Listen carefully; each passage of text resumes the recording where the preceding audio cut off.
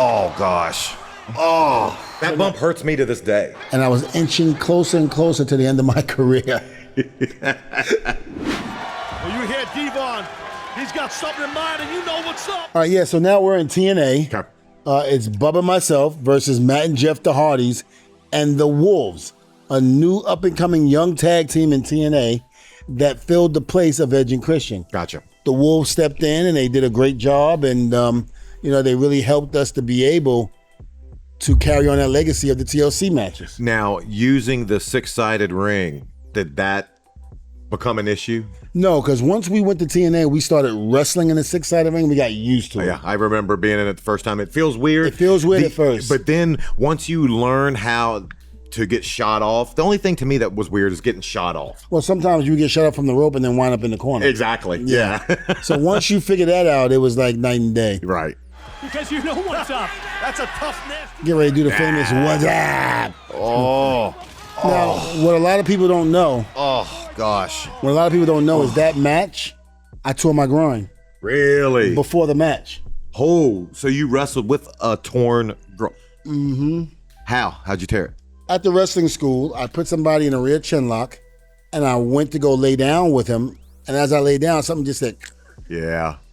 and it was like I could do that in my sleep. The older you get, I went down to pet my dog one time, and my back hurt for 3 weeks. Yeah. It's the dumbest things. It was crazy because all I did was lay down with him nice and gingerly, and it tore. The fact that you went out and put on a pay-per-view. Well, just to get pushed off the top rope into those tables on the floor, that was my last bump. And I remember when I took it, I was like, just get past this. Yeah. I was like, and you're good. And I got past it. It was good. Night over. Night over. Night over. I would rather go through a table than take just whatever bump. The table, it does break your fall slightly. Slightly. I mean, I'm not saying it's perfect. It's not a pillow. But look at all the metal stuff. Oh yeah, I'm not saying there's not other things that can hurt you. And I'm sure you've been stabbed by them. Oh, a couple of plenty times. of times. Oh yeah. Yeah, and that padding on the outside Doesn't help. doesn't look thick. I'm saying, thank you, Jesus. Look at that. Look at that look. That's my night's over. Yeah. Get me out of here. I'm ready. It's Miller time, boys. It's White Zinfandel time. Oh yeah, that too.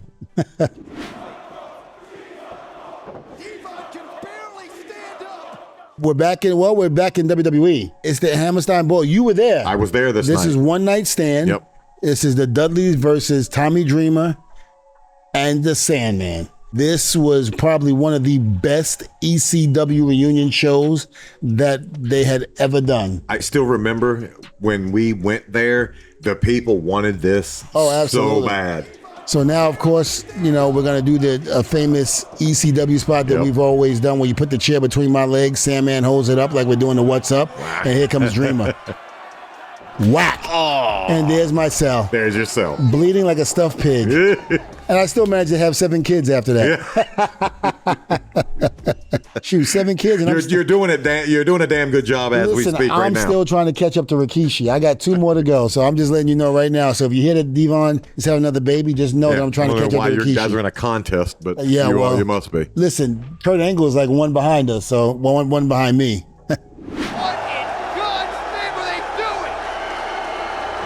Now we're back in ECW. This is Detroit, and we were up against Balls, Mahoney, and Axel Rodden.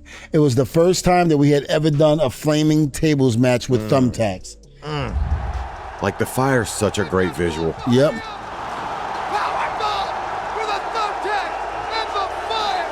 And you can see, as we might show it to where Balls actually gives me a little rub on the face as I'm covering him.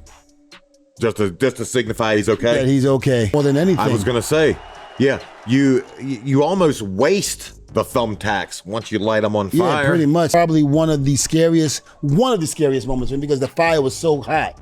It was so thick that when we picked up Balls, I was scared for Balls. Right. Because it was just out there. But Balls, right before we picked him up and did that, he doused himself with water. Which was a very good idea. Absolutely.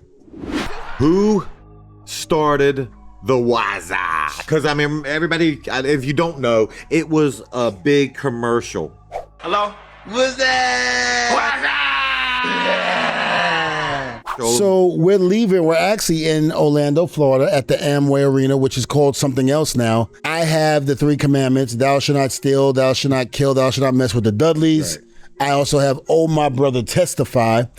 Bubba, as we're driving to our hotel, leaving the Amway Arena, he goes, we need to come up with another catchphrase because, at that time, everybody has a catchphrase, suck it. Yeah. If you smell what the Rock is cooking, know your role, what? It's all true. Of that. It's true. I mean, all of that. Bubba goes, we need something else. Well, I need something else. Mm-hmm. And I was like, okay, well, what do you need? What if we do something from the Budweiser commercial? And at that time, I didn't really know about it. And I go, what are you talking about? He goes, these guys that go in front of the camera, they just go, what up? It was everywhere. Yeah, he was like, what up? It was everywhere. But I looked at him, I went, that is the dumbest thing I had ever heard. It doesn't matter. He goes, and that's exactly what he said. He goes, Devon, does any of this stuff matter? Can you smell what the Rock is cooking?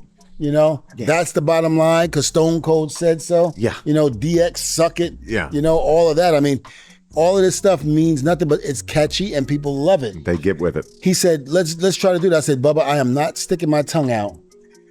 And famous last words. Yeah, I'm not sticking my tongue out and go, what up? And he goes, but listen, no, Devon, we can do it right when you basically come off the top rope and we do the spot where you jump off the top rope with the headbutt to the nuts. I go, absolutely not. I'm not going to some damn top rope, sticking my tongue out going, what up? Into some man's crotch. I said, you done lost your damn mind. And he goes, Devon, let's just try it and see what happens. So I tried it and I did it as quick as I possibly could so nobody could probably see me. But they saw me. And I did it. We get in the back. He goes, that was great. I go, what? He goes, when you did that, what up? I was like, Bubba, that was horrible. We find out we're going to be on SmackDown wrestling The Undertaker and The Rock in a tables match. I remember us going over the match in the ring before they opened the doors. And this is one of the times where Vince actually came out of his office and came to the ring to see how things were going. So he comes over. I'm standing in the middle of the ring. I stand in the middle of the aisleway, and he goes, Devon, there's something that you and Bubba started doing. You go up on the top rope right before when Bubba opens up the guy's legs, and right before you jump in between, his. Yes, I got you. He goes, you do something right before that where you stick your tongue out. I was like, oh God, here's the joke. I was like, yeah, but don't worry, I'm not gonna do that. So we call it the what's up, but I'm not gonna do that. He goes, oh, you will do it tonight. Oh, you're going to do it. And I went, that's what I said. I'm going to do it tonight.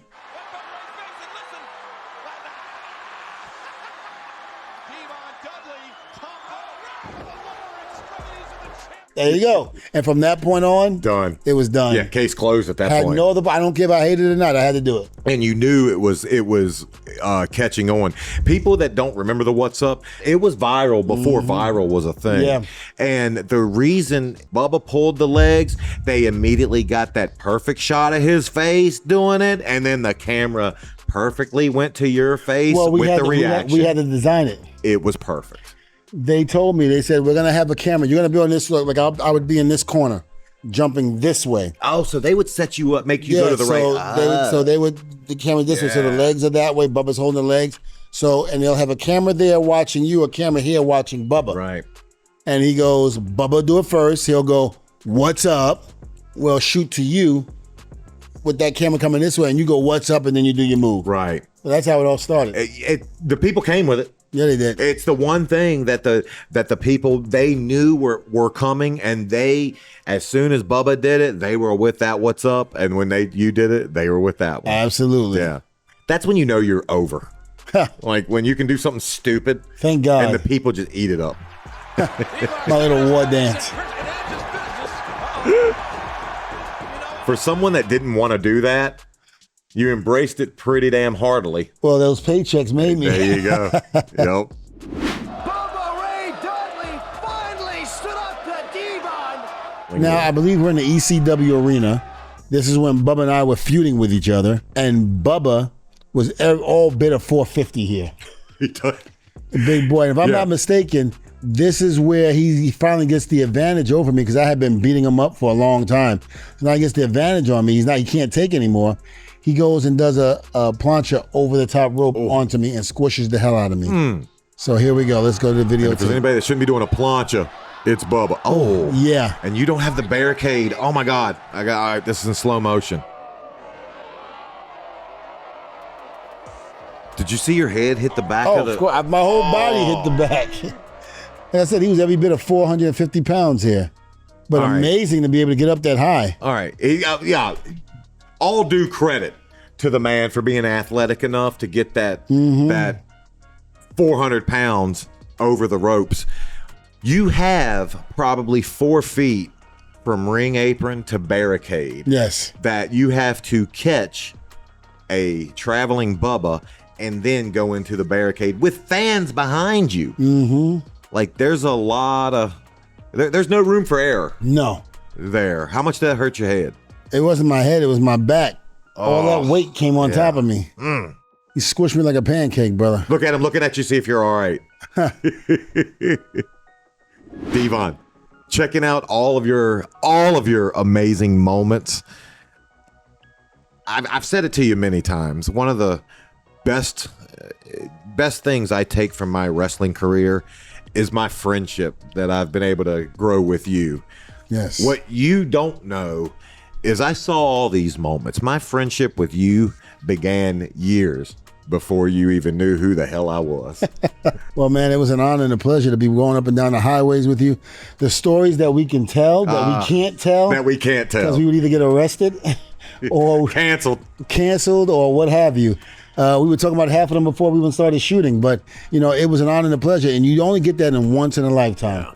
You know, you get that type of friendship once in a lifetime, and that's what people don't understand. And a friend of mine, who's one of the head trainers here at my wrestling school, says it best. Everything has an expiration date. Everything. Whether it be your life, your friendship, your marriage, your relationship, everything has an expiration date. That's why you need to take life by the horns and enjoy every bit of it. Tackle it, enjoy it, embrace it, because you just never know when it's going to be over. I think those are words to live by. Absolutely. And one of our good friends, Umaga, who's no longer with us, Eddie Fatu, we had so many good times, and we never thought it would end the way it did. No. And us talking about that before we started filming, it's one of those things where we look back at the memories, we laugh, but at the same token, we're sad because we miss him and we love them very much. But now with his son getting into the wrestling business, and now him going out there and doing what he's doing, it's like watching Eddie all over again. All over again. And I'm sure Eddie is smiling and very proud of what, his son is doing. And, again, it's one of those things where I think I took for granted a little bit because, you don't speak every day. Yeah. But with you, we still kept in touch and we're still doing it and we're helping each other out with the YouTube thing and we're doing our thing. Anytime anyone asks me, and I get asked quite a bit, who's the one person that you still keep in touch with? Before they get it out of their head, I say Devon. Yeah. He's one of my best friends. I have a very, very, very slight, and I recognize the slight role I have in wrestling history. It's a one-night role, and I'm fine with that. You put together, obviously, a Hall of Fame career. Wrestling is what it is today because of your impact. That's something that you should take a lot of pride and a lot of ownership of, my man, and just be proud of what you've accomplished. Thank you. I appreciate it. I take pride in it, and hell, I didn't even do it. Maven, thank you for coming on the show, my brother. It's a pleasure and honor to have you. And you guys can check out Maven's YouTube. Just click on the link above, subscribe, and like to both of our YouTube channels, and enjoy it. So remember, I will close it off with this. Oh, my brother, testify!